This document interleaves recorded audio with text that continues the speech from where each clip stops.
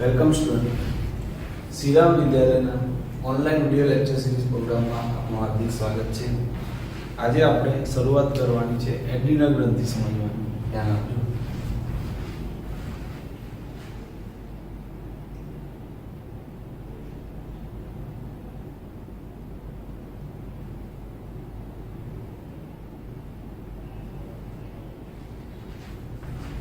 પહેલા અહીંયા આકૃતિ દોરો, મારી સાથે આકૃતિ દોરો, પછી આપણે સમજીએ.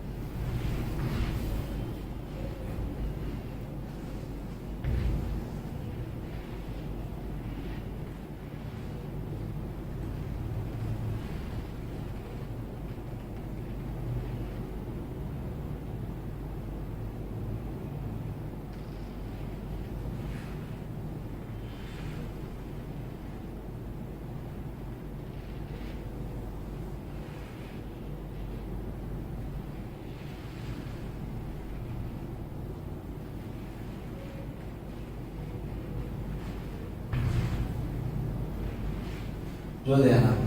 હવે એડ્રીનલ ગ્રંથિ એ ક્યાં આવેલી? પહેલા તેનું સ્થાન મૂત્રપિંડની ઉપર છે. મૂત્રપિંડની ઉપર શંકુ આકારની રચના.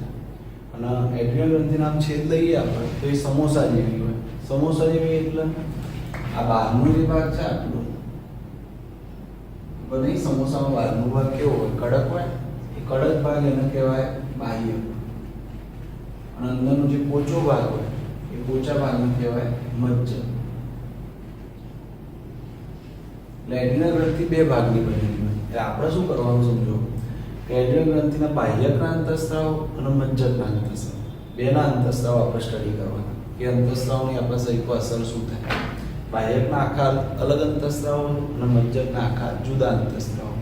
પહેલા આપણે મજ્જક સમજવાનું. એટલે વચ્ચેનો જે ભાગ છે ને, આપણે આમ છેદ લઈએ ને, વચ્ચેનો જે ભાગ દેખાય આખો, એ શું છે? એડ્રીનલનું મજ્જક છે. આ મજ્જકનું ભાગ. અને મજ્જકના અંતઃસ્ત્રાવ કયા કયા હોય આપણે જોઈએ. અને આટલો બહારનો જે ભાગ છે એ બાહ્યકનો ભાગ છે. આ બહારનું જે દેખાય એ બાહ્યક છે. સેન્ટરનો પોર્શન મજ્જક. હવે ધ્યાન આપો, પહેલા આપણે મજ્જક સમજવાનું.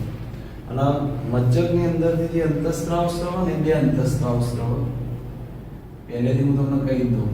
મજ્જકના બે અંતઃસ્ત્રાવ. કયા બે અંતઃસ્ત્રાવ? તો એક છે એડ્રીનલ અને બીજું છે કયો? તો નોરએડ્રીનલ. તો મજ્જકમાંથી બે પ્રકારના અંતઃસ્ત્રાવનો સ્ત્રાવ થાય, એડ્રીનલ અને નોરએડ્રીનલ. એડ્રીનલનું બીજું નામ છે એપિનેફ્રિન અને નોરએડ્રીનલનું બીજું નામ છે નોરેપિનેફ્રિન. બે અંતઃસ્ત્રાવ હોય. એડ્રીનલ, નોરેપિનેફ્રિન. એડ્રીનલનું બીજું નામ એપિનેફ્રિન, નોરેપિનેફ્રિન બીજું નામ નોરેપિનેફ્રિન. અને યાદ રાખવાનું, આ બંને અંતઃસ્ત્રાવો છે ને, એડ્રીનલ, નોરેપિનેફ્રિન, આ બંને અંતઃસ્ત્રાવો કેટેકોલેમાઇન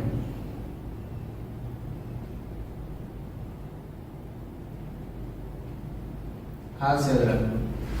આ બંને અંતઃસ્ત્રાવ કેટેકોલેમાઇન સમૂહના અંતઃસ્ત્રાવ. કેટકોલેમાઇન સમૂહ. એટલે આની અંદર તમે એનું રાસાયણિક ફોર્મ્યુલાનું બંધારણ જુઓ ને, તો બંધારણની અંદર આ જો એનસીઈઆરટીમાં આપ્યું નહીં, આપણી સમજ માટે આનું તમે બંધારણ ડ્રો કરો ને, તો આ રીતે OH,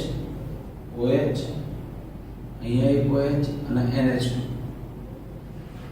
આ કેટકોલેમાઇન સમૂહના અંતઃસ્ત્રાવો કહેવાય. એમનું રાસાયણિક બંધારણ આવું ખ્યાલ આવે. એટલે ટૂંકમાં આ એમિનો એસિડના વ્યુત્પન્ન. એટલે કેટકોલેમાઇન સમૂહના અંતઃસ્ત્રાવ શું છે? Amino acid derivatives. તો એને શું કહેવાય? એમિનો એસિડના વ્યુત્પન્ન, એમિનો એસિડના ડેરિવેટિવ્સ. આ બંને અંતઃસ્ત્રાવ. હવે આપણે શું જોવાનું કે આ બંને અંતઃસ્ત્રાવ અસર શું કરે. હવે ખાસ ધ્યાન આપજો કે એડ્રીનલ મજ્જકના બંને અંતઃસ્ત્રાવ છે ને એ સીધા ચેતાતંત્રના નિયંત્રણ હેઠળ હોય. એટલે શું CNS સીધો સ્ત્રાવ કરાવો. CNS જ એનો ઉત્તેજિત કરે. કેમ? તો આ બંને અંતઃસ્ત્રાવ જે છે ને એડ્રીનાઇન નોરેડ્રીનાઇન એના સંકટ સમયના અંતઃસ્ત્રાવ. એવા સમયના તો સંકટ સમય.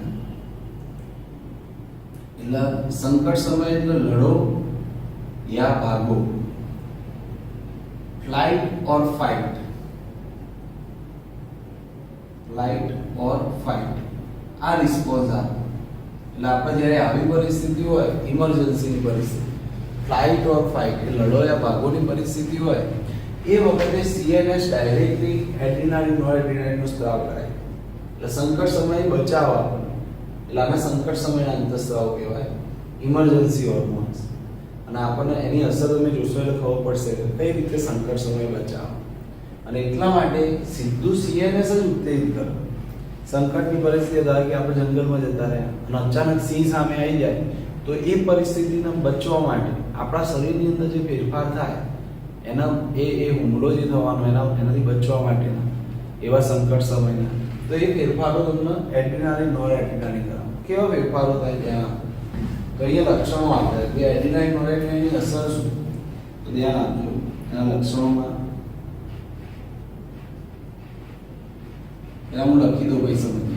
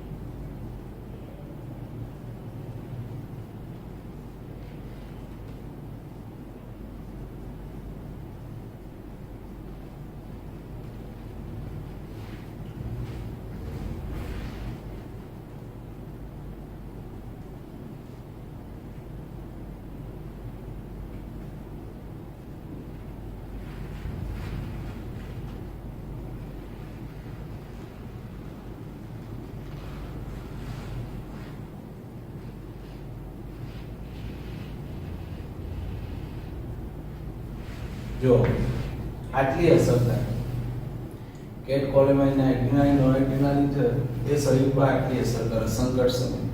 એક તો હૃદયના સ્પંદન વધી જાય. હવે સમજો સિંહ સામે આવી જાય જંગલમાં તો ઓટોમેટિક હૃદયના સ્પંદનમાં શું થઈ જાય? વધારો. કેમ વધારો થઈ જાય? કારણ કે હવે દોડવાનું અને શરીરના પોષણ શક્તિ જોઈશે, ઓક્સિજન જોઈશે, પોષક દ્રવ્ય જોઈશે અને એ ફટાફટ પહોંચાડવા માટે હૃદયના સ્પંદન ફાસ્ટ કરવા પડે.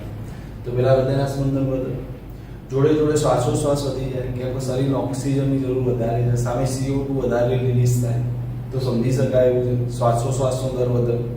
ત્રીજું, આંખોની કીકી પહોળી થાય એટલે આપણે વધારે જોવાનું આજુબાજુ. કેમ કે સિંહ સામે છે તો કઈ જગ્યાએ કયા ઝાડ પર ચડવું તો આપણે બધું જોવું પડે. આપણો આખો સિનારીઓ ક્લિયર થવો જોઈએ. તો આંખોની કીકી વધારે પહોળી થઈ જાય એટલે આપણે વધારે જોઈ શકીએ.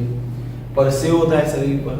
પરસેવો કેમ થાય? કારણ કે હૃદયના સ્પંદન વધે એટલે શરીરમાં રુધિરનું પરિવહન ફાસ્ટ થઈ જાય અને રુધિરનું પરિવહન ફાસ્ટ થાય એટલે શરીરનું તાપમાન વધી જાય અને હીટ સ્ટ્રોક મગજને નુકસાન કરી શકે. તેવી એટલી ગરમ પરિસ્થિતિ, શરીર તાપમાન વધી ગયું તો પરસેવો થાય એટલે નેચરલ કુલિંગ થાય એટલે બાજુ શરીરને ઠંડુ બી પાડવું પડે. એટલા માટે રૂવાટા ખડા કરી દે, શરીરના રૂવાટા ખડા થઈ જાય.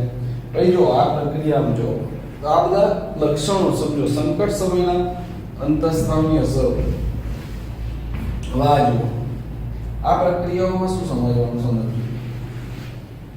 હવે આ પ્રક્રિયાઓ કેવું તો ગ્લાયકોજિનોલાઇસિસ કેમ કરવાનું? તો આપણા ખાસ ધ્યાન આપવાનું સ્નાયુનું જે ગ્લાયકોજન છે ને, જો આપણા શરીરમાં ગ્લાયકોજનનું સ્ટોરેજ બે જગ્યાએ થાય, એક તો યકૃતમાં થાય અને બીજું સ્નાયુમાં થાય. તો અહીંયા જે એડ્રીનાલિન નોરેડ્રીનાલિનની અસર છે ને એમાં સ્નાયુમાં જે ગ્લાયકોજન હોય, સ્નાયુનું ગ્લાયકોજન ખાસ પર્ટિક્યુલર એ સ્નાયુના ગ્લાયકોજનને એ ગ્લુકોઝમાં ફેરવું. જો સમજવા જેવું ખાસ ધ્યાન આપો. સ્નાયુની અંદર જે ગ્લાયકોજન રહેલો છે ને આપણે એને કન્વર્ટ કરે ગ્લુકોઝમાં. એટલે એને આપણે શું કહીએ? ગ્લાયકોજનમાંથી ગ્લુકોઝ બનવું એ પ્રક્રિયાને કહેવાય ગ્લાયકોજીનોલાઇસિસ. જૂનું ગ્લાયકોજન જે હતું એને તોડ્યું, લાઇસિસ એટલે તોડવું, અને એમાંથી શું બનાવવું? ગ્લુકોઝ. કેમ કે હવે આપણને શક્તિની વધારે જરૂર પડશે. આ વધારે શક્તિ મેળવવા માટે રુધિરમાં ગ્લુકોઝનું કન્ટેન્ટ વધારવું પડશે. અને ગ્લુકોઝ લાવવાનું ક્યાંથી? તો આ ગ્લાયકોજીનોલાઇસિસ કરે. ગ્લાયકોજન તોડવાનું એટલે રુધિરમાં ગ્લુકોઝનું પ્રમાણ વધી જાય. અને ગ્લુકોઝ વધી જાય એટલે આપણને શક્તિ મળવા માંડે તરત જ સ્ત્રોત. એટલે આ પ્રોસેસ ઇમ્પોર્ટન્ટ યાદ રાખવાની. આ ગ્લાયકોજીનોલાઇસિસ કરાવો. બીજું જો લિપોલાઇસિસ બી કરાવો, પ્રોટીઓલાઇસિસ બી કરાવો. એટલે અહીંયા અપચયની પ્રક્રિયા થાય આખી. લિપોલાઇસિસ એટલે લિપિડનું વિઘટન, પ્રોટીઓલાઇસિસ એટલે પ્રોટીનને તોડવાની પ્રક્રિયા. એ સમગ્ર પ્રક્રિયાઓ કરવા માટે આ બે અંતઃસ્ત્રાવ, એડ્રેનાલિન અને નોરેડ્રેનાલિન ખાસ ધ્યાન આપવાનું. આ બે અંતઃસ્ત્રાવની અસર હેઠળ આ પ્રક્રિયા થાય સમગ્ર પ્રક્રિયા. તો આ રીતે આના સંકટ સમયના અંતઃસ્ત્રાવ આપણે કહીએ. અને આ સંકટ સમયની પરિસ્થિતિ જે હોય એમાંય બચાવવાનું કામ. તો આ મેઇન પોઈન્ટ્સ તમે લખી કાઢજો. હવે આપણે શું જોવાનું સમજો. હવે મજ્જકના અંતઃસ્ત્રાવ સમજે. કોઈ મજ્જકના અંતઃસ્ત્રાવની અસર આવે. હવે બાહ્યકમાં સમજવાનું. આટલો ભાગ જે છે ને બાહ્યક, એના અંતઃસ્ત્રાવ અલગ છે. મેં તમે કીધેલું કે મજ્જકના જે અંતઃસ્ત્રાવ છે એ એમિનો એસિડના વ્યુત્પન્ન છે, અને બાહ્યકના જે અંતઃસ્ત્રાવ છે એ સ્ટીરોઇડ પ્રકૃતિના એટલે લિપિડના બનેલા. હવે આપણે જોઈશું એટલે તમને ખબર પડશે કે બાહ્યકમાંથી કયા કયા અંતઃસ્ત્રાવ સ્ત્રાવ. તો તમે આ લખી કાઢો, પછી આપણે બાહ્યક સ્ટાર્ટ કરીએ.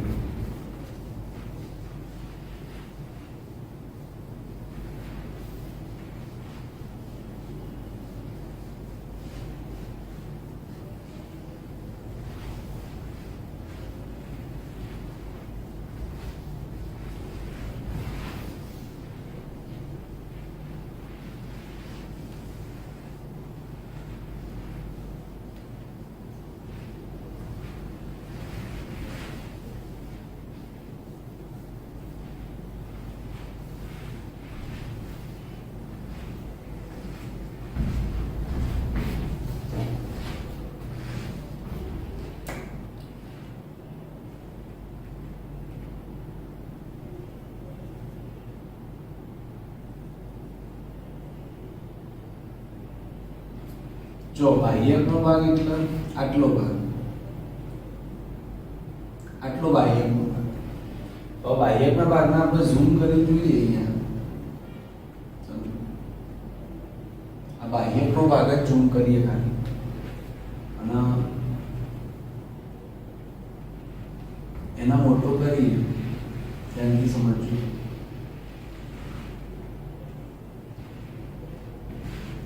એકલું બાહ્યકને આપણે ઝૂમ કરીને મોટું કર્યું તો આપણને ખબર પડે કે બાહ્યક જે છે ને એ 3 સ્તરમાં વિભાજિત છે. બાહ્યક સૌથી બહારનું સ્તર એને કહેવાય ઝોના ગ્લોમેરુલોસા. સમજો, સૌથી બહારનું સ્તર. વચ્ચેનું સ્તર એને કહેવાય ઝોના ફેસિક્યુલેટા, અને સૌથી અંદરનું સ્તર એને કહેવાય ઝોના રેટિક્યુલેરિસ. 3 સ્તરમાં ડિવાઇડેડ છે બાહ્યક. સૌથી બહાર ઝોના ગ્લોમેરુલોસા, પછી ફેસિક્યુલેટા અને સૌથી અંદરનું રેટિક્યુલેરિસ. 3 સ્તર. એમાં તમારે ધ્યાન આપવાનું કે આ રેટિક્યુલેરિસ છે એની અંદર સીધું મજ્જક આવે, રાઈટ? અને ગ્લોમેરુલોસા સૌથી બહારનું, એની બહાર તો અવકાશ છે બહારનું, એટલે શરીરની દેહ ગુહા આવે સીધી. હવે આ જે 3 સ્તર છે ને એ 3 સ્તરમાંથી એમના અલગ અલગ અંતઃસ્ત્રાવ સમજો. 3 સ્તરમાંથી અંતઃસ્ત્રાવ અલગ અલગ છે, અને આ અંતઃસ્ત્રાવ બધા સ્ટીરોઇડ પ્રકૃતિના, સ્ટીરોઇડના બને, લિપિડના બને. આ ગ્લોમેરુલોસાની વાત કરીએ તો ગ્લોમેરુલોસામાંથી સ્ત્રાવ થાય મિનરેલોકોર્ટિકોઇડ.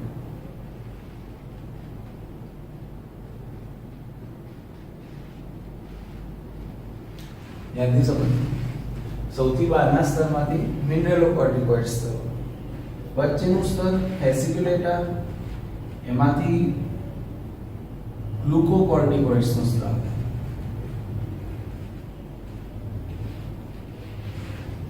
અને સૌથી નીચેનું સ્તર અને અંદરનું સ્તર એમાંથી સેક્સ કોર્ટિકોઇડ્સનું સ્તર. જો આ ત્રણ સ્તરના ત્રણ અલગ અલગ અંતઃસ્ત્રાવોના સમૂહ. એટલે આ ત્રણેય છે ને એ અંતઃસ્ત્રાવોના સમૂહ છે. આ ત્રણેય પર્ટિક્યુલર અંતઃસ્ત્રાવ નહીં, બહુ બધા અંતઃસ્ત્રાવના સમૂહ છે એમ. એટલે મિનરલોકોર્ટિકોઇડની વાત કરો, કોર્ટિકોઇડ નામ કેમ પડ્યું પહેલા તો આપણા જે બાહ્યક છે, બાહ્યક સમજો. આ તો બાહ્યક આપણું મોટું કર્યું, આ બાહ્યકનો ભાગ છે સમજો. આટલું બાહ્યક છે, આ બાહ્યક. તો બાહ્યકના અંગ્રેજીમાં કહેવાય કોર્ટેક્સ. કોર્ટેક્સ એટલે બાહ્યક. અને આ કોર્ટેક્સના સ્ટીરોઇડ્સ, કોર્ટેક્સના સ્ટીરોઇડ્સ એટલે કહેવાય કોર્ટિકોઇડ્સ. રાઈટ? કોર્ટેક્સના સ્ટીરોઇડ્સ એટલે કોર્ટેક્સના સ્ટીરોઇડ એટલે એને કોર્ટિકોઇડ્સ કહીએ છીએ. એમાં સૌથી બહારનું મિનરલોકોર્ટિકોઇડ્સ, બીજું ગ્લુકોકોર્ટિકોઇડ્સ અને ત્રીજું સેક્સ કોર્ટિકોઇડ. એટલે કોર્ટિકલના સ્ટીરોઇડ્સ એટલે આપણે એને કહીએ કોર્ટિકોઇડ્સ. ત્રણ પ્રકારના કોર્ટિકોઇડ્સ: મિનરલો, ગ્લુકો અને સેક્સ કોર્ટિકોઇડ. હવે ધ્યાન આપજો. હવે દરેક કોર્ટિકોઇડ્સ હોય ને એમાં મુખ્ય અંતઃસ્ત્રાવ. ધારો કે મિનરલોકોર્ટિકોઇડ્સની વાત કરીએ તો આમાં મુખ્ય અંતઃસ્ત્રાવ છે આલ્ડોસ્ટેરોન. સમજો, હું પહેલા તમને કહી દઉં એના મુખ્ય અંતઃસ્ત્રાવ સમજી લો. મિનરલોકોર્ટિકોઇડ તો આલ્ડોસ્ટેરોન, ગ્લુકોકોર્ટિકોઇડ તો એનો મુખ્ય અંતઃસ્ત્રાવ છે કોર્ટિસોલ. જો ગ્લુકોકોર્ટિકોઇડ મુખ્ય કોર્ટિસોલ અને સેક્સ કોર્ટિકોઇડમાં અંતઃસ્ત્રાવ બધા એન્ડ્રોજેનિક સ્ટીરોઇડ્સ છે. ધ્યાન આપજો ખાસ. આપણે બધાના કામ પછી જોઈએ, પહેલા તમે એના મુખ્ય અંતઃસ્ત્રાવ સમજી લો. તો મિનરલોકોર્ટિકોઇડ તો મુખ્ય આલ્ડોસ્ટેરોન છે એમાં. એટલે આપણે એવું કહી શકીએ મિનરલોકોર્ટિકોઇડ છે તો બહુ બધા અંતઃસ્ત્રાવ રસાયણોનો સમૂહ, પણ એમાં જે મુખ્ય મેઇન એ આલ્ડોસ્ટેરોન. એ રીતે ગ્લુકોકોર્ટિકોઇડ એટલે બહુ બધા અંતઃસ્ત્રાવનો સમૂહ, એમાં મેજર કોર્ટિસોલ. એ રીતે સેક્સ કોર્ટિકોઇડ એટલે બધા એન્ડ્રોજેનિક સ્ટીરોઇડ્સ. હવે ધ્યાન આપજો, એન્ડ્રોજેનિક સ્ટીરોઇડ એટલે હું તો એન્ડ્રોજેનિક સ્ટીરોઇડ એટલે બધા નર જાતીય અંતઃસ્ત્રાવ. ખાસ સમજવાનું. પણ એમ નહીં સમજવાનું, એટલે એવું એ નહીં ભૂલવાનું કે ભલે નર જાતીય અંતઃસ્ત્રાવો રહ્યા પણ આ પુરુષ અને સ્ત્રી બંનેમાં સ્ત્રાવતા હોય. એટલે આ એન્ડ્રોજેનિક સ્ટીરોઇડ ને બધા નર જાતીય અંતઃસ્ત્રાવો પુરુષમાં પણ સ્ત્રાવ થાય અને એમનો સ્ત્રીમાં પણ સ્ત્રાવ થાય. પણ એના લક્ષણો નર જાતીય અંતઃસ્ત્રાવના કહેવાય, એન્ડ્રોજેનિક સ્ટીરોઇડ. ખ્યાલ આવે તમને? હવે આપણે શું કરવાનું સમજો. આપણે એક એક અંતઃસ્ત્રાવની, એટલે કે આ મિનરલોકોર્ટિકોઇડ્સ છે એની અસરો કઈ છે, ગ્લુકોકોર્ટિકોઇડ્સ એની, સેક્સ કોર્ટિકોઇડની અસરો શું. પહેલા આ મિનરલોકોર્ટિકોઇડ્સથી સ્ટાર્ટ કરીએ. હવે ધ્યાનથી સમજો. પહેલા તો આ નામ કેમ પડે ને એટલા ક્લિયર કરાવી દો. કામના નામ જે આપે એ એની મેજર અસરોના આધારે આપે. ધારો કે મિનરલોકોર્ટિકોઇડ્સ છે તેનું નામ કેમ પડ્યું? આનું મેઇન કામ છે ને, જે મુખ્ય કામ એ ખનિજોના ચયાપચય. આપણા શરીરમાં ખનિજોની જાળવણી. સમજો, આપણા શરીરમાં ખનિજ તત્વોની જાળવણી કરે, મિનરલનું કોન્સન્ટ્રેશન જાળવવું. એટલે ખનિજોનું ચયાપચય જાણો, ઇલેક્ટ્રોલાઇટ્સનું, એટલે એનો મિનરલોકોર્ટિકોઇડ નામ આપ્યું. મિનરલ એટલે ખનિજ. એ રીતે ગ્લુકોકોર્ટિકોઇડ નામ કેમ આપ્યું? તો ગ્લુકોઝ ઉપર. આ છે ને આપણા રુધિરમાં ગ્લુકોઝ વધારે, એટલે એના કામ જોઈશું એટલે ખબર પડી જશે તમને. પણ મૂળ ગ્લુકોઝ વધારે રુધિર કાર્બોદિતના ચયાપચય જોડે સંકળાયેલો, એટલે એને ગ્લુકોકોર્ટિકોઇડ્સ કહેવાય. અને ત્રીજો સેક્સ કોર્ટિકોઇડ, એ આ અંતઃસ્ત્રાવ ને એન્ડ્રોજેનિક સ્ટીરોઇડ એ નર જાતીય અંતઃસ્ત્રાવ એટલા માટે કહેવાય, એ શરીર પર વાળની વૃદ્ધિ માટે જવાબદાર. ફેશિયલ હેર, ચહેરાના વાળ, શરીર પરના વાળ, જનનાંગીય વિસ્તારના વાળ, એ વાળની વૃદ્ધિ કરાવે, એટલે સેક્સ કોર્ટિકોઇડ કહેવાય. પણ આપણે શરૂઆત કરવાની છે મિનરલોકોર્ટિકોઇડ્સથી. સમજ. હવે મિનરલોકોર્ટિકોઇડના કામ અહીંયા આપે, હું તમને એક એક કામ પહેલા લખી દઉં, પછી આપણે એક એક સમજીએ. ધ્યાન આપજો. પહેલા હું લખી દઉં.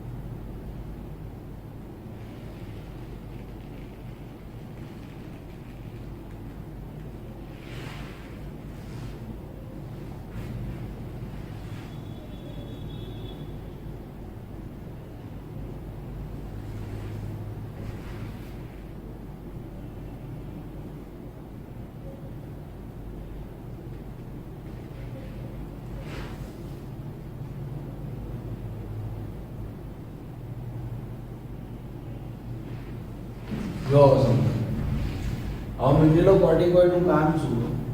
તો એ નામ કેમ મિનરલોકોર્ટિકોઇડ પડ્યું? તેનું મુખ્ય કામ ખનિજોનું ચયાપચય. આપણા શરીરમાં ખનિજોનું ચયાપચય કરવાનું, ખનિજોની જાળવણી કરવાની. કઈ રીતે?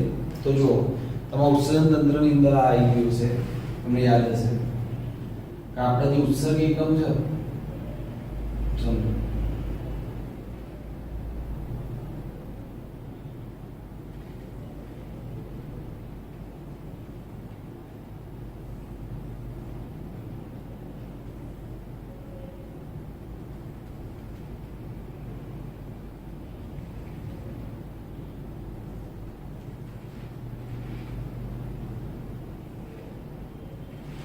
આ ઉત્સર્ગ એકમ. તો આ ઉત્સર્ગ એકમમાં જુઓ, આ ડીસીટી નો ભાગ કહેવાય, દૂરસ્થ ગુંચામય નલિકા. આ દૂરસ્થ ગુંચામય નલિકા છે ને જે ડીસીટી, એમાં એ આ કામ કરે, પાણી અને Na+ આનું પુનઃશોષણ કરે. સમજો, પાણી Na+ નું પુનઃશોષણ એટલે શરીરની અંદર લાવી દે, બરાબર. આમાં મુખ્ય આલ્ડોસ્ટેરોન, તમે રેનિન એન્જિયોટેન્સિન આલ્ડોસ્ટેરોન જે ક્રિયાવિધિ છે એમાં આવ્યું હશે તમારે કે એન્જિયોટેન્સિન 2 યાદ હોય તો એન્જિયોટેન્સિન 2 એ જોના ગ્લોમેરુલોસામાંથી શેનો સ્ત્રાવ કરાવો? આલ્ડોસ્ટેરોન. તમને યાદ હશે કે આ ગ્લુકોકોર્ટિકોઇડનો સ્ત્રાવ કોણ કરાવતું હતું? તો ACTH કરાવતું. ખબર હોય તો અગ્ર પિટ્યુટરી ગ્રંથિમાંથી ACTH નો સ્ત્રાવ થાય. ACTH જૂના પેસિક્યુલેટામાંથી શેનો સ્ત્રાવ કરાવે? ગ્લુકોકોર્ટિકોઇડ. એ રીતે આ મિનરલોકોર્ટિકોઇડનો સ્ત્રાવ કોણ કરાવે? તો પેલો એન્જિયોટેન્સિન 2 તમારા ઉત્સર્જન તંત્રવાળા પાઠમાં આવી ગયું ને કે એન્જિયોટેન્સિન 2 જે છે એ આલ્ડોસ્ટેરોનનો સ્ત્રાવ. અને આલ્ડોસ્ટેરોનનો સ્ત્રાવ થાય તો તમે બુકમાં જોજો ત્યાં લખ્યું હશે પાણી અને Na+ નું પુનઃશોષણ થાય. એટલે રુધિરમાં લઈ લેવાનું, શરીરમાં આવી જાય. જ્યારે આની અંદર K+ પોટેશિયમ અને ફોસ્ફેટનો સ્ત્રાવ થાય.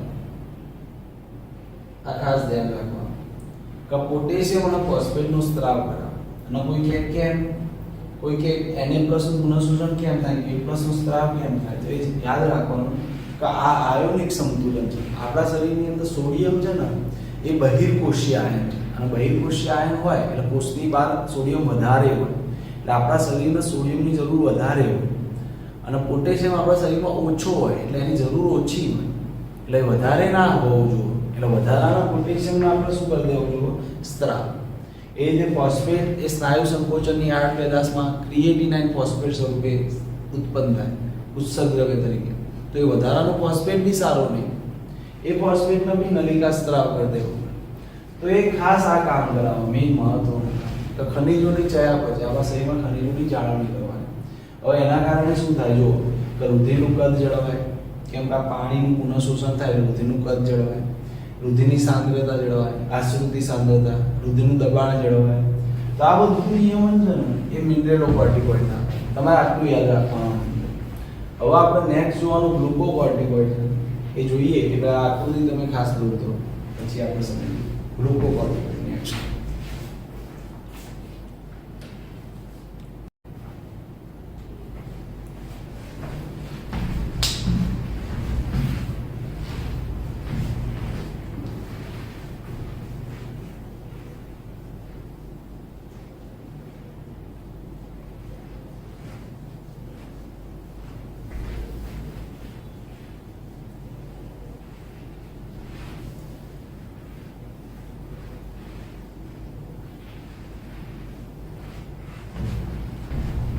જો પહેલા ગ્લુકોકોર્ટિકોઇડના કામ લખી દઈએ પછી આપણે સમજીએ ધ્યાન.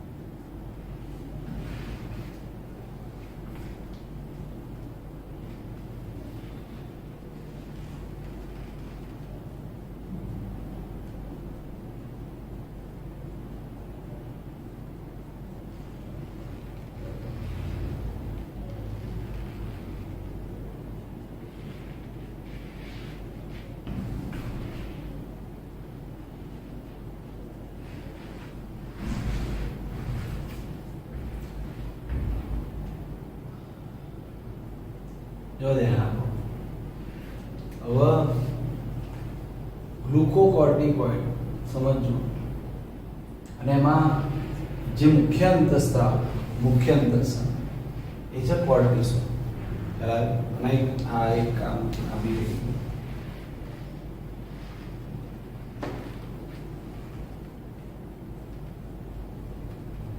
આટલા કામ કરો.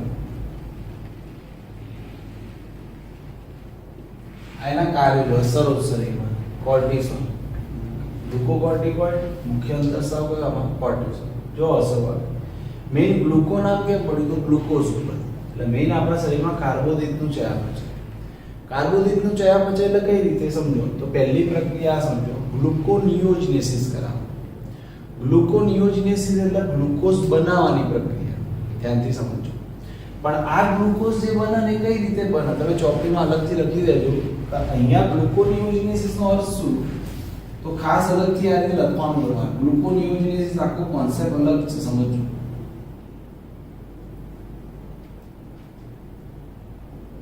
આનો અર્થ શું થાય કે તમે સમજો. આપણે પહેલા જે કરાવ્યું એડ્રીનાલિન નોરએડ્રીનાલિનમાં ગ્લુકોઝ બને તો એ ગ્લાયકોજનનું વિઘટન થઈને બને.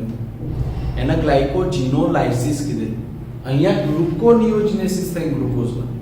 હવે ગ્લુકોનિયોજિનેસિસ થઈ ગ્લુકોઝ બને એટલા તો ખાસ યાદ રાખવાનું અહીંયા ગ્લુકોઝ બને પણ કઈ રીતે બને તો બિન કાર્બોદિત સંયોજનોમાંથી ગ્લુકોઝનું નિર્માણ અથવા ગ્લુકોઝનું સંશ્લેષણ.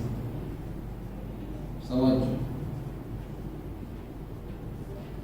બિન કાર્બોદિત સંયોજનો એટલે કેવા? કોઈ એમ કે બિન કાર્બોદિત સંયોજનોમાંથી ગ્લુકોઝ બને એટલે તો અહીંયા ગ્લુકોઝ ફેટી એસિડ સમજો, ફેટી એસિડ, પછી એમિનો એસિડ, આવા બધા જો ફેટી એસિડ, એમિનો એસિડ આ બધામાંથી ગ્લુકોઝ બનાવવા. એટલે આ સંયોજનો કેવા થયા? બિન કાર્બોદિત સંયોજનો. તો એ બિન કાર્બોદિત સંયોજનોમાંથી ગ્લુકોઝ બને એના ગ્લુકોનિયોજિનેસિસ કહેવાય. તમારા શ્વસનમાં એમ્ફીબોલિક પાથવે જોયો તમે ચોપડીમાં. જો એમાં એમ્ફીબોલિક પાથવેમાં જોજો તો પ્રોટીનમાંથી એમિનો એસિડ બને અને એમિનો એસિડ શ્વસન પથમાં પાયરુવિક એસિડ અથવા એસિટાઇલ કોએન્ઝાઇમ સ્વરૂપે દાખલ થાય. એ રીતે ફેટી એસિડ એસિટાઇલ કોએન્ઝાઇમ સ્વરૂપે શ્વસન પથમાં દાખલ થાય. પછી આપણે કહેતા હતા કે ભાઈ કાં તો એનું અપચય થાય કાં તો પાછું ચય થઈ જાય. પણ એ જે પાથવે છે ને આમ રિવર્સ થાય. એટલે એમિનો એસિડમાંથી પાયરુવિક એસિડ બને ને તો પાછું આમ રિવર્સ ગ્લુકોઝ બની જાય. એ રીતે ગ્લુકોઝ બનાવવાનું એમ ઊંધી પ્રક્રિયા આખી. તો ગ્લુકોઝ બને પણ ગ્લાયકોજનમાંથી નહીં.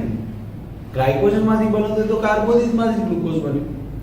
પણ બિન કાર્બોદિત સંયોજનોમાંથી ગ્લુકોઝનું નિર્માણ થાય એ પ્રક્રિયાને આપણે કહીએ છીએ ગ્લુકોનિયોજિનેસિસ. આ નામ યાદ રાખજો આ રીતે કે ગ્લુકોઝ બે રીતે બને. ગ્લાયકોજનમાંથી બને તો એને ગ્લાયકોજિનોલાઇસિસ કહેવાય અને બિન કાર્બોદિત સંયોજનમાંથી બનાવે તો એને ગ્લુકોનિયોજિનેસિસ કહેવાય એમ.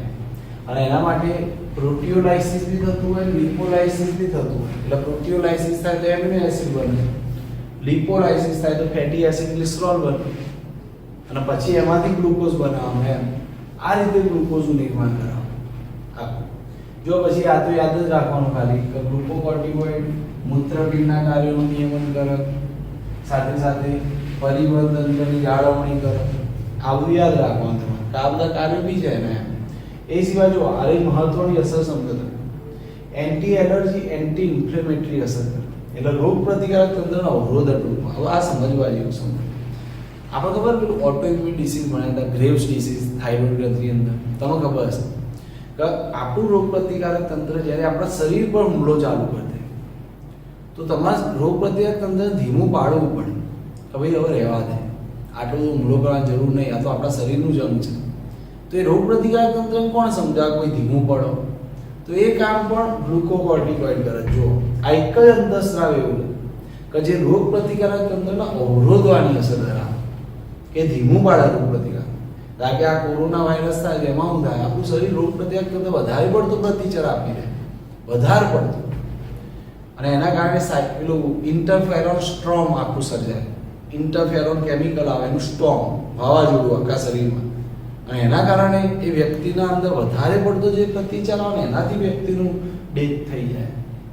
એટલે આ રોગ પ્રતિકારકનો અવરોધ હવે આટલો તો પ્રતિચાર ના આપે.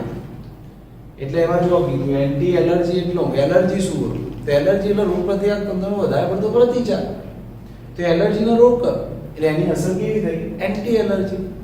એ રીતે ઇન્ફ્લેમેશન એટલે રોગ પ્રતિકારક તંત્રનો પ્રતિચાર. તો એન્ટી ઇન્ફ્લેમેટરી એટલે રોગ પ્રતિકારક તંત્રના પ્રતિચારને ધીમો પાડવાનો. તો આની બંને અસર છે, એન્ટી એલર્જી છે અને એન્ટી ઇન્ફ્લેમેટરી અસર, બંને અસર કરે. પછી જો આગળ આપ્યું એમિનો એસિડનો કોષમાં ગ્રહણ અને વપરાશ અવરોધ, એટલે કોષની અંદર એમિનો એસિડને જવા ના દે, એનો ગ્રહણ અને વપરાશને અવરોધી દે, એ પણ કામ કરે. બીજું જો રક્તકણ નિર્માણનો ઉત્તેજક, ખાસ ધ્યાન આપજો. આગળ કયો અંતઃસ્રાવ આવેલો આ યાદ રાખવાનું તમારે. અમુક કાર્યો કેવા એના જોડે એક કરતા વધારે ગ્રંથિ સંકળાયેલી છે. જેમ કે રક્તકણ નિર્માણનો ઉત્તેજક આવ્યું તો એમાં થાઇરોઇડ બી કરે છે. પછી જો આ પાણીમાં ઇલેક્ટ્રોલાઇટ્સનું સંતુલનમાં આલ્ડોસ્ટેરોન આવ્યું તો થાઇરોઇડ બી કરે છે અને EDHA કરે છે. 3 અંતઃસ્રાવ મિનરલ પેલું પાણી ઇલેક્ટ્રોલાઇટ્સનું સંતુલન માટે. એમ રક્તકણ નિર્માણ આપણું ઉત્તેજક ગ્લુકોકોર્ટિકોઇડ થાઇરોઇડમાં બી થતું યાદ હોય એ પણ આધાર પૂરો પાડે રક્તકણ નિર્માણમાં. તો આટલું કામ ગ્લુકોકોર્ટિકોઇડનું. અને સેક્સ કોર્ટિકોઇડમાં કેટલું ખાલી ધ્યાન આપો તો સેક્સ કોર્ટિકોઇડનું કામ આટલું જ છે. એ હેર ગ્રોથ માટે જવાબદાર. હેર ગ્રોથ એટલે વાળની વૃદ્ધિ. હેર ગ્રોથ કેવા કેવા હેર ગ્રોથ? તો 3 પ્રકારના હેર ગ્રોથ યાદ રાખવાના. ફેશિયલ હેર એટલે ચહેરાના વાળ, ફેશિયલ એટલે ચહેરાના વાળ, ફેશિયલ આ ચહેરાના વાળ. પછી પ્યુબિક હેર એટલે જનનાંગીય વાળ, જનનાંગીય વિસ્તારના વાળ. અને એક્સિયલ હેર એટલે શરીરની સપાટી પરના વાળ, શરીર પરના વાળ.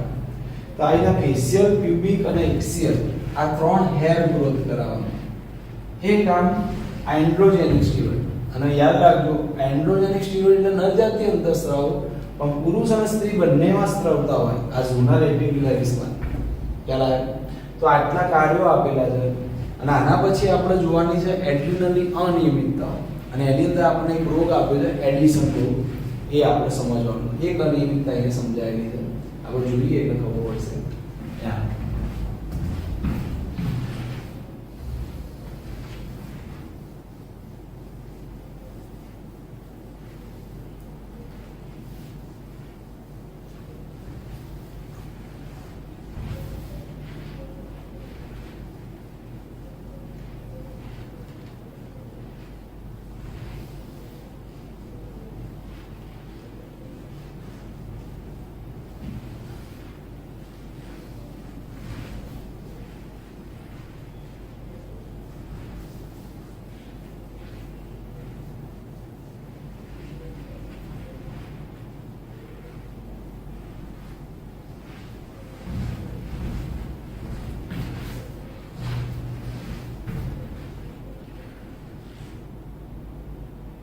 એડ્રિનલ ગ્રંથિની અનિયમિતતાઓ ધ્યાન આપજો. હવે આપણને એડ્રિનલ ગ્રંથિની અનિયમિતતાઓમાં 2 અનિયમિતતા આપી છે. એક તો ઓછો સ્ત્રાવ થાય તો શું થાય?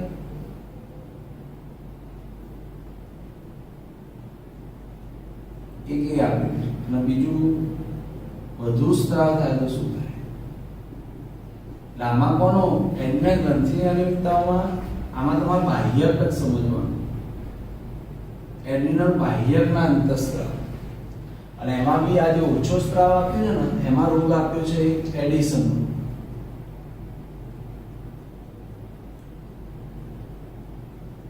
અને જો વધારે સ્ત્રાવ હોય ને તો એમાં આપ્યું છે, આપ્યો નહીં આપણી ચોપડીમાં પણ તમે લખી કાઢજો. આ થોડું એક્સ્ટ્રા જ આવ્યું. આ એનસીઆરટીમાં નહીં પણ આપણે સમજવા માટે ખાલી. જો 2 સિન્ડ્રોમ યાદ રાખવાના. એક છે એડિશન રોગ અને બીજો છે પુશિંગ સિન્ડ્રોમ. ત્યાં પહેલા એડિશન રોગ સમજીએ. હવે આ શોધકના નામ ઉપરથી હોય, જેને શોધ્યું હોય ને એના નામ. કારણ કે આ એડિશનની શોધ એટલે એને એડિશન રોગ કહેવાય. હવે આમાં શું થાય? એડ્રિનલ બાહ્યકમાં ઓછો સ્ત્રાવ થાય એટલે આપણા કાર્બોદિતનું ચયાપચય છે એના પર અસર થાય. એક બીજું ખનિજોના ચયાપચય પર એટલે ખનિજોની ઉણપ થાય. સમજવા જેવું. કેમ કે ઓછો સ્ત્રાવ થાય એટલે આપણા શરીરમાં ગ્લુકોઝનું પ્રમાણ ઘટી જાય, બીજું આ ખનિજો ઘટી જાય અને એના કારણે શું થાય તો આમાં વજન ઘટી જાય વ્યક્તિનું. ખાસ ધ્યાન રાખજો, વજન ઘટે, નબળાઈ લાગે વ્યક્તિને, થાક લાગે, ઉબકા, નબળાઈ લાગી, થાક લાગવો, ઉબકા આવવા, આ બધા સેન્સેશન એડિશન રોગના, આ બધી નબળાઈઓ થાય એમ, થાક લાગે, શરીર જલ્દી થાકે તો એ એડિશન રોગ ખ્યાલ આવે.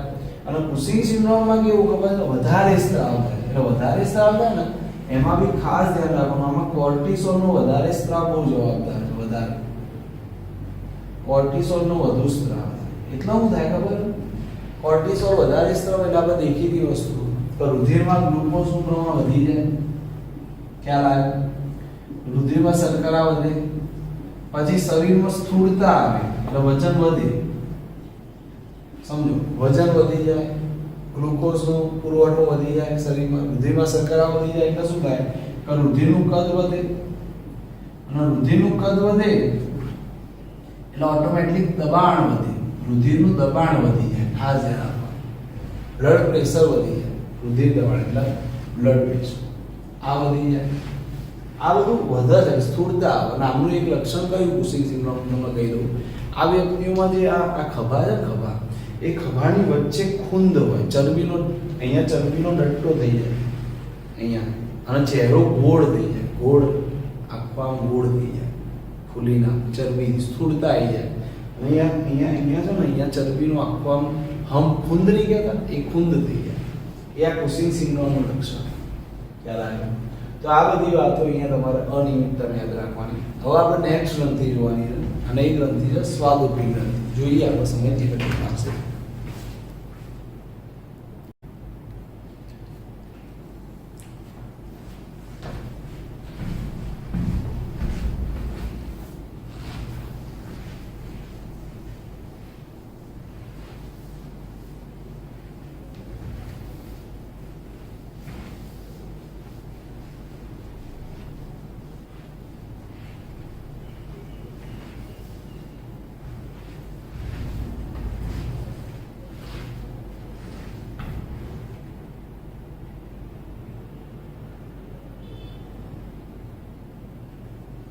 जो स्वादुपिंड ग्रंथि समझना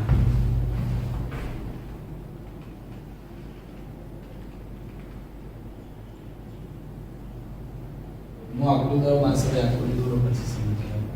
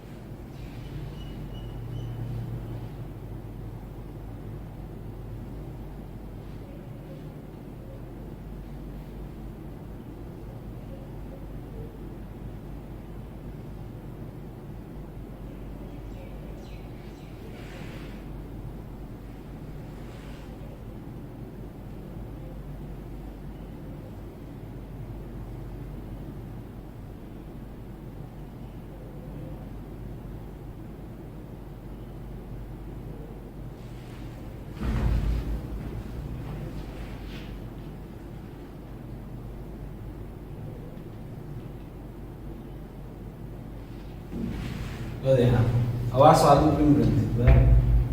હવે આપણે એની અંદર જો આપણે જેમ દરેક ગ્રંથિમાં જોઈએ છીએ એ રીતે સ્થાન, રચના, અંતઃસ્ત્રાવ અને પછી એના કાર્ય જોવા. પહેલાના સ્થાન, રચના, અંતઃસ્ત્રાવ. જો આપણને ખબર હશે સ્વાદુપિંડ ગ્રંથિનું સ્થાન શું હોય તો તમે પાચન તંત્રમાં ભણ્યા હતા ક્યાં હતું? પક્વાશયના યુ એટલે સી આકાર કહીએ ને આપણો સી આકારના પાશમાં ગોઠવાય. જો આ બધા પેલું પક્વાશય જોયેલું કે નહીં? તો પક્વાશયમાં તમને યાદ હશે આ અન્નળી જઠર અહીંયા પક્વાશય હતું. આમ સી આકારનો પાશ હતો પક્વાશય. એ સી આકારના પાશમાં અહીંયા ગોઠવાયેલા સ્વાદુપિંડ. આ સ્વાદુપિંડ જો અને ખાસ ધ્યાન રાખવાનું સ્વાદુપિંડ કેવી ગ્રંથિ કહેવાય ખબર? એને સંયુક્ત ગ્રંથિ કહેવાય અથવા એને આપણે શું કહીએ? વિષમસ્ત્રાવી ગ્રંથિ. આના આપણે લખી દેવાનું ખાસ સંયુક્ત અથવા વિષમસ્ત્રાવી. કેમ સંયુક્ત? કમ્પાઉન્ડ ગ્લેન્ડ કહેવાય ઇંગ્લિશમાં કમ્પાઉન્ડ. કેમ સંયુક્ત વિષમસ્ત્રાવી કમ્પાઉન્ડ ગ્લેન્ડ? કારણ કે આના અંદર બંને ક્ષેત્ર અંતઃસ્ત્રાવી અને બહિઃસ્ત્રાવી બંને. તમે પાચનમાં જે સ્વાદુરસનો સ્ત્રાવ ભણ્યા ને એ એનું બહિઃસ્ત્રાવી ક્ષેત્ર હતું. પણ આપણે અહીંયા અંતઃસ્ત્રાવી ક્ષેત્રમાં એટલા માટે અહીંયા ખાસ કીધું. જો રચનામાં એ આધારવેશી એટલે એનું પ્લસ અંતઃસ્ત્રાવી ક્ષેત્ર ધરાવે. એટલે અહીંયા આધારવેશી એટલે એ બહિઃસ્ત્રાવી ભાગ હતો અને આપણે જે ભણવાનું એનું અંતઃસ્ત્રાવી ક્ષેત્રમાં. અને અંતઃસ્ત્રાવી ક્ષેત્ર એટલે હું તેની અંદર તમને જોવા મળે વૈજ્ઞાનિકના નામ ઉપરથી લેંગરહાન્સના કોષ. આ લેંગરહાન્સ નામના વૈજ્ઞાનિકે ખૂબ જ નાની ઉંમરે નોબેલ પ્રાઇઝ બી મળી દીધું આપણે. સસલાની અંદર એમણે આર્યા કોષોના સમૂહ જોઈ લીધા. અંતઃસ્ત્રાવી કોષોના સમૂહ શોધી કાઢ્યા તેને નાની ઉંમરે. અને અંતઃસ્ત્રાવી કોષોના જે સમૂહ હતા ને એની સંખ્યા હું તમને કહી દઉં. આવા ને ટાપુઓ જેવા સમૂહ હોય. આટલો ભાગ અંતઃસ્ત્રાવી ભાગ હશે, આ બધું અંતઃસ્ત્રાવી, આ બધું બહિઃસ્ત્રાવી. અને આવા કોષોના સમૂહ હોય, કોષો ટાપુઓ હોય, આઇલેટ્સ કહેવાય. આઇલેટ્સ એટલે કોષપુંજ. આઇલેટ્સ છે ને એના કોષપુંજ કહેવાય આઇલેટ્સ. આવા એટલે એક અંતઃસ્ત્રાવી સ્વાદુપિંડ ગ્રંથિ આખી સ્વાદુપિંડ ગ્રંથિ એમાં આ લેંગરહાન્સના કોષપુંજની સંખ્યા 1 થી 2 મિલિયન હોય. ખાલી તમે વિચાર કરો 1 થી 2 મિલિયન એટલે 10 થી 20 લાખ થયા. એટલા આવા ટાપુ હોય. આ એક દોર્યો ને એવા 10 થી 20 લાખ આ એક દોર્યો કોષોનો સમૂહ. અને આની અંદર તમને આલ્ફા કોષ અને બીટા કોષ બે પ્રકારના કોષો આપણને જોવા મળે. ખાસ ધ્યાન રાખો આલ્ફા કોષો અને બીટા કોષો. એક ત્રીજા પ્રકારના કોષો હોય ડેલ્ટા કોષો. ખાલી એનસીઆરટી માં આપ્યું નહીં, ખાલી તમારે યાદ રાખો, ખ્યાલ રાખજો ડેલ્ટા કોષો. આ ડેલ્ટા કોષો હોય ને એ બહુ ઓછા હોય પણ હોય એમ. એટલે મૂળ આપણે ભણવાના જે મેઇન ને આ બે કોષો આલ્ફા અને બીટા કોષો. એટલે આર્યો અંતઃસ્ત્રાવી ભાગ સમજો, આ અંતઃસ્ત્રાવી ક્ષેત્ર. અને તમને નવાઈ લાગશે કે લેંગરહાન્સના કોષપુંજ 1 થી 2 મિલિયન તો એ આખી સ્વાદુપિંડમાં એ જગ્યા ખાલી રોકે 1 થી 2% ભાગ જ રોકે. વિચાર કરો તમે એટલે કેટલા નાના હશે? 1 થી 2 મિલિયન કેટલા નાના કેમ કે 1 થી 2% જ ભાગ રોકે આખા સ્વાદુપિંડ. અને આ લેંગરહાન્સના જે કોષપુંજ એમાં 3 પ્રકારના કોષો આલ્ફા, બીટા અને ડેલ્ટા. ડેલ્ટા બહુ ઓછા હોય, આપણે ચોપડીમાં નહીં આપ્યા. આપણે મેઇન સ્ટડી કરવાના આલ્ફા અને બીટા કોષ બે. એટલે એનો જે અંતઃસ્ત્રાવી ભાગ છે અંતઃસ્ત્રાવી ભાગ એમાં બીજું કઈ નહીં, બે પ્રકારના કોષોના અંતઃસ્ત્રાવ આલ્ફા કોષો અને બીટા કોષો. અને એમાં તમારે ધ્યાન રાખવાનું કે આલ્ફા કોષો સ્ત્રાવ કરે ગ્લુકાગોનનો અને બીટા કોષો સ્ત્રાવ કરે ઇન્સ્યુલિનનું. સિમ્પલ. અને આપણે આ બે અંતઃસ્ત્રાવની અસર જોવાની કે ભાઈ કઈ રીતે શું હશે. ખાસ રુધિરમાં ગ્લુકોઝનું પ્રમાણ જ જાળવો છે, બીજું કંઈ કામ નહીં સ્વાદુપિંડ. રુધિરમાં ગ્લુકોઝ પેલું ડાયાબિટીસ મેલિટસ નતા કહેતા આપણે ઇન્સ્યુલિનની ઉણપથી થાય એ હવે આવશે અહીંયા સમજવાનું. મૂળ રુધિરમાં ગ્લુકોઝનું પ્રમાણ જાળવા આપે કોષો, આલ્ફા કોષો, બીટા કોષો. એટલે પેલા સ્વાદુપિંડની આપણે વાત કરી તો પેલા આપણે કીધું અંતઃસ્ત્રાવી બહિઃસ્ત્રાવી બંને ભાગ. એમાં અંતઃસ્ત્રાવી ભાગ એટલે લેંગરાસના કોષકુલ એ એનો અંતઃસ્ત્રાવી ભાગ. અને આરે લેંગરાસના કોષકુલ 1 થી 2 મિલિયન હોય એક સ્વાદુપિંડમાં. અને ખાલી જગ્યા રોકે 1 થી 2% છે. અને એમાં 3 પ્રકારના કોષો આલ્ફા, બીટા, ડેલ્ટા. ડેલ્ટા લખવાનો નહીં. અને ડેલ્ટા કોષો કયો સ્ત્રાવ કરે એ કહી દઉં ખાલી આ તો for just for knowledge. Delta કોષો સ્ત્રાવ કરે સોમેટોસ્ટેટિન. સોમેટોસ્ટેટિન એટલે વૃદ્ધિ અવરોધક અંતઃસ્ત્રાવ.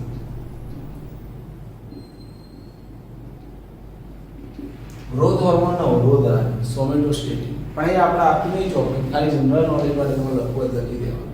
પણ આ યાદ રાખવાનું મોસ્ટ ટાઈમ, વ્યાકરણથી મોસ્ટ ટાઈમ નીટ માટે. તમે નીટ માટે 4 માર્ક ગણી જ લો. આ કરી જ દો મોસ્ટ ટાઈમ. કેમ કે રુધિરમાં ગ્લુકોઝ મેઇન જાળવવાનું કામ કરતી ગ્રંથિ, એટલે બહુ જ આઈએમપી કહેવાય. કેમ કે ડાયાબિટીસ મેલિટસ મહારોગ હતો દુનિયામાં, વધારે ફેલાયેલો. તો આના ઉપર બધા કન્સન્ટ્રેશન વધારે હોય. એટલે આલ્ફા કોષો ગ્લુકાગોનનો પ્રસાર, બીટા કોષો ઇન્સ્યુલિન તમને યાદ જ હશે. આ બધા અંતઃસ્ત્રાવ કઈ પ્રકૃતિના તો આપણે લખાયેલું છે. સ્વાદુપિંડના અંતઃસ્ત્રાવ બધા કઈ પ્રકૃતિના તો પેપ્ટાઇડો. અને આના કાર્ય છે ને આપણે નેક્સ્ટ લેક્ચરમાં જોઈશું. આજે આટલું રાખીએ.